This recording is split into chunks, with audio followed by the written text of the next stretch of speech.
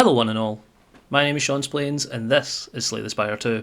And as much as we took our time a little bit in Act 2 with the Necrobinder, I'll aim to try and push through this one a little bit faster and get our build online. And this is the guy to definitely help us do that. Tanx is just front load damage, helps you get through things as quickly as possible. The first card you play, each combat is played an extra time. This could work amazing for our reanimate or even our transfigure into something, delay to give us more energy, demence would be a really strong power to get this on, so I think we're just going to take Throwing Axe. As much as we could get block consistently every turn, I don't think we really need that. And upgrading 4 random cards, since I have the Courier, I'm more inclined to go for an extra shop rather than an elite if we can. And actually, yeah, I think the path that we're going to be taking here is go straight up here into this, but then go up for the rest site. Go up for another rest site, probably go straight through like this. We quite like the events in Act 3, and I'm not keen on going up against too many battles, especially because it's quite a long-winded build that we have, and each combat takes quite some time to get through, so we'll crack on with the axe. So remembering that the first card that we play every combat is doubled, I can play Reanimate and get all the way up to 50 right away. And thankfully, Osty blocks the -2 debuff that these guys give, so as long as Osty has health, we are totally okay. I really want to play Demence, but I don't think I really need it. I'd rather play Delay and get more energy next turn. I'll just strike into the back enemy. Block all of the damage. And here I think is a good time to play our Dredge, possibly. Because we could get Delay again, we could get Reeve. I'll Dredge up, Delay and Reeve, and then just take Strike, why not? I'll take Borrowed Time to get some more energy. And we'll attack into these units a bit more. I'll hit him down to 2, so the next time that I play 3 skills in a row, the back one will just die off. We unfortunately take down 2 max HP because he just broke through. I should have done the maths before I did all of that, but it's okay. We actually can fully block him with just Equilibrium. So taking that into consideration, I will transfigure the Friendship to give me more energy, and I'll Equilibrium for full block and then invoke for more energy again.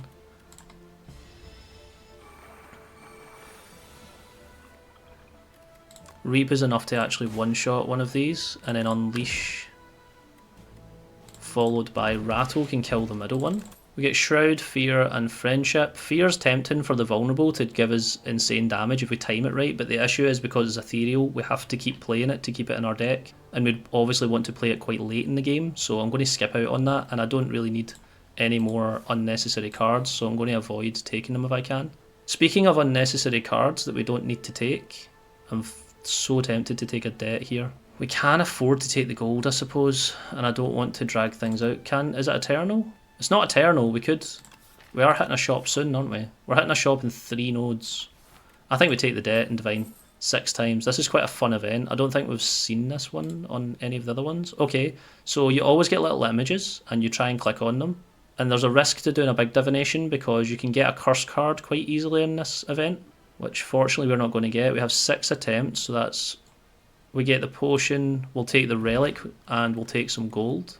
We get Juzu Bracelet, so now all of the question marks are definitely not going to be combats. So that's 3 non-combats on the way up there, which is really nice to see. We get a skill potion. I don't really need any of these cards, so I'll just skip them. That's totally fine. I'm quite happy with the relic there to help us get through this a bit easier. So in this turn, I will transfigure into Defy and Unleash. We can Defy into the backline, so now we don't take any damage this turn, and when we redraw Unleash, it will probably end the combat.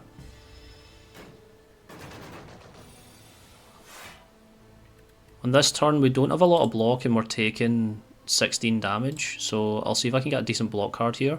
Unfortunately, as much as End of Days does apply 8 more Doom than Deathbringer does, I think I'm more inclined to go for Deathbringer because it applies the Weaken. So this guy does slightly less damage to us, so now it's only 14 we need to worry about. Because we are going to be forced to take a little bit of damage this turn. Then I'll just Reeve into the front guy and Friendship to give us more energy.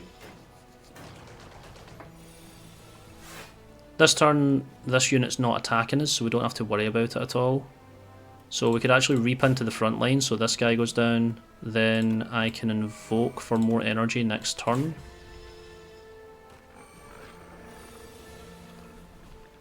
Now he's doing 20, so I just need to be careful of that. So I will use Undeath to get some block. I will reanimate, and we can actually dredge and get the other reanimate back just to make sure. We could probably just win with Unleash now. I don't think I can afford to do both. No, I can't. So I'll do Undeath just in case this doesn't work. But yeah, that's plenty. So that gets us through that combat. Lethality, the first attack each turn deals an additional 75% damage. I think this is really worth going for, especially because it's every turn and we have the ability to do a lot of big damage with our attacks in the end of the combat. So this will likely come into play, especially at the end. I could play Demence right now and get an extra 2 energy and 2 draw every turn. That sounds too hard to pass up, so we'll just play that. And ideally we'll end the combat before we reshuffle. I will play Equilibrium and reanimate. So we keep our hand and make the opportunity to play the other reanimate. I can transfigure the other one. So Osty is up at 78 and does an insane amount of damage. I really want to play the lethality card though. I've still got to get dredge. I could probably dredge it back along with a transfigure. Yeah, that's probably the play. So we'll play lethality and I don't need to undeath. He's got 256 HP. As soon as we see dredge, we will be in a very happy position. Although unfortunately this turn we're taking a lot of damage. Into Osty, which will reduce the overall damage of the Unleash card.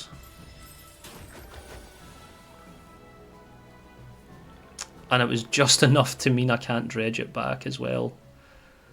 That didn't quite work out for us, but I can transfigure the Reap card and it'll do the extra 75% damage. Oh, it only applies for the first version of the attack if we've got replay on it. That makes sense. I could have probably guessed that was going to happen. I don't know whether it's worth dredging that back again. In fact, it is. I'll dredge that back again and I'll transfigure into Reap and then delay to get some more energy and pull aggro to get more onto Osty. Then if we can draw Unleash this turn, which we don't, oh well.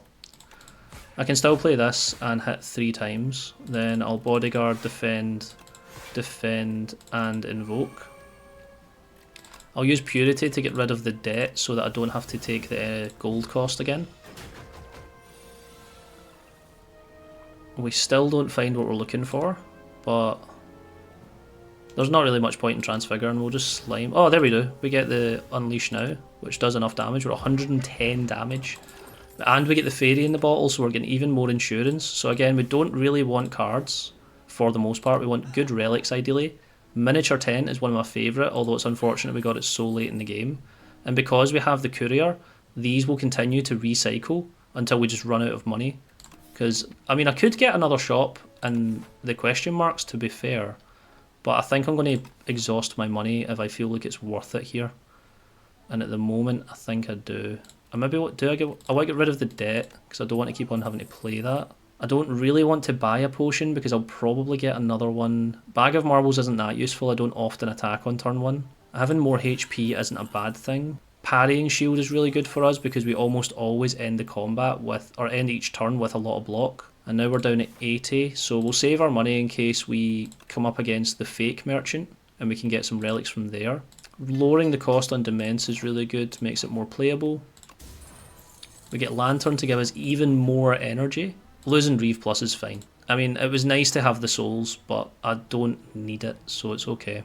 So here we've got the Battle Worn Dummy event, and because of our build being really slow paced, I don't see us ever being able to do 300 damage unless we used up these potions, and I don't really want to do that, so I'll just go for the 75. If we kill it, we kill it. If we don't, it's fine.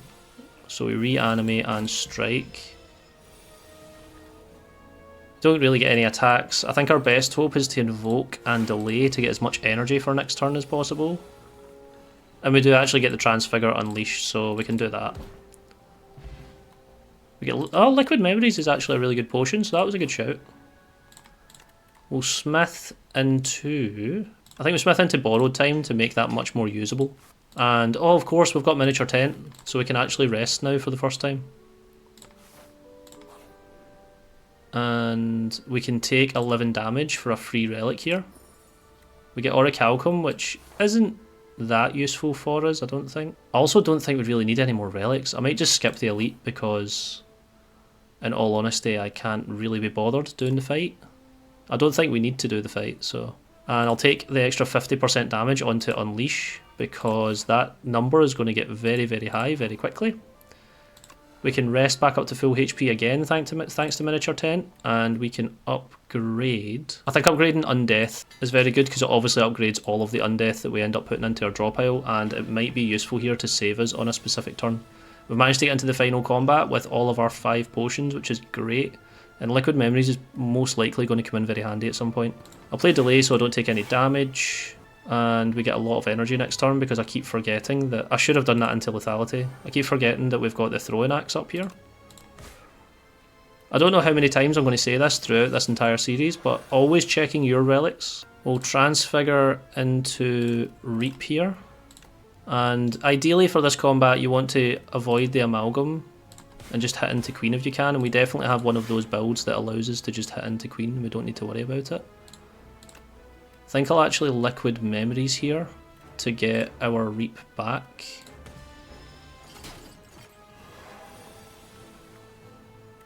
I might as well actually use the Strength Potions as well. I'll use a Demence here and we'll Invoke and then Rattle. We can afford to take the damage, so it's okay. Reanimate's really solid for us here. I think I'd Dredge to get 2 Undeaths and Transfigure back. I'll Transfigure into Reanimate to play that twice. And I'll Purity these 3 cards. So we don't take any damage. We get the option for another Reanimate, but we also get Unleash on the same turn.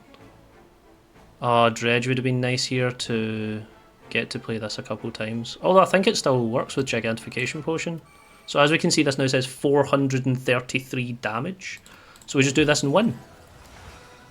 So that is the power of that potion and how it's actually really good to keep it for a pinch. Only use the Gigantification Potion if A, you're using it on the final combat and you're using it to kill the boss because it makes that a lot easier, or B, if you really can't get yourself out of a situation otherwise. And we still actually had Fairy in the Bottle as a backup as well.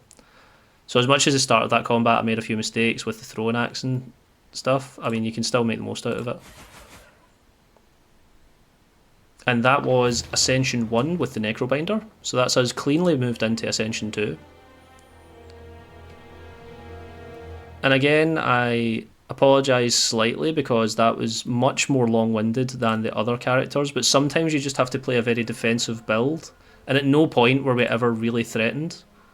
And it can kind of feel boring at times, but the important thing is making right decisions and not losing your way with the build, adding too many deck cards to your deck, and just trying to keep your own decision making in line. It can be very easy to get distracted and go, oh, that's a really good rare card, I could just keep adding these really nice rare cards into the deck, but realistically you just want to try and keep a smaller deck of very good cards that you know synergize well with each other, and you want to be redrawing those really good cards over and over again if you can. And also one thing that we really learned is replay is broken. Being able to play the same card multiple times, even if we forced it to add an extra energy to it, most of the time it was justified, especially with the Reanimate card. That is actually so good.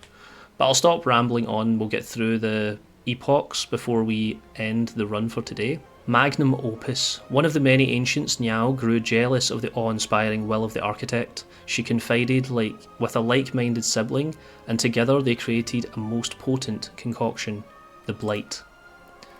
Now we get Rend, Beatdown and Prowess, all colourless cards. Prowess given as 1 strength and 1 dexterity, which is very basic. Beatdown, play 3 random attacks from your discard pile. This is especially good if you have high cost attacks like Reap, or another one is Bury, which I don't think we've unlocked yet on Necrobinder, that does even more damage. Rend, deal 15 damage and 5 additional damage for each unique debuff on the enemy.